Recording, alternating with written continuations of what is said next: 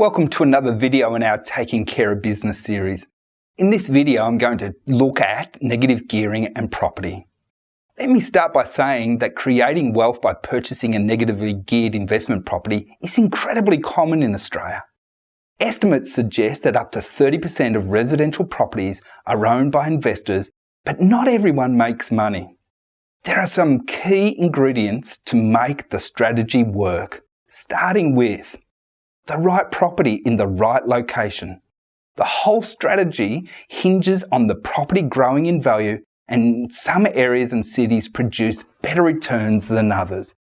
You need to be wary of the property spruikers who promise huge returns on the Gold Coast or in remote mining towns, and their sales gimmicks like rental guarantees and incentives like furniture fit-outs.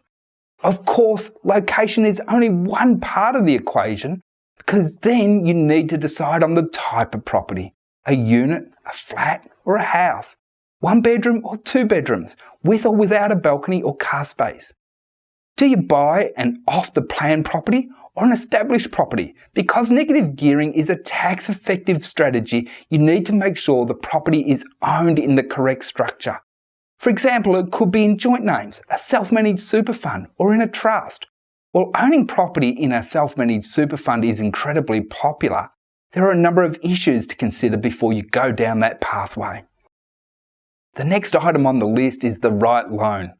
Should it be an interest-only loan or a principal and interest loan? Should the loan be at a fixed rate or a variable rate?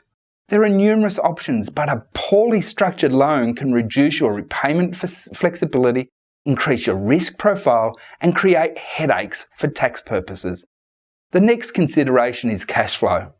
Negative gearing implies that each year you make a loss for tax purposes that you need to fund from other income sources like your salary or business profits. Remember, the real profit on the investment is generally only realised on sale. We use some intelligent software to analyse your potential property investment to give you a 10% forecast of cash flow, taxable income, and equity. We have already mentioned the need for quality advice regarding location, the type of property, the right tax structure, and the right loan. But the right advice might also extend to appropriate insurances and record keeping. This country now has a property investment industry full of self-proclaimed property gurus, but there is no substitute for independent, unbiased professional advice. In summary, over the years we've assisted hundreds with the acquisition of their investment property, and feel free to contact us to discuss the negative gearing strategy. Until next time.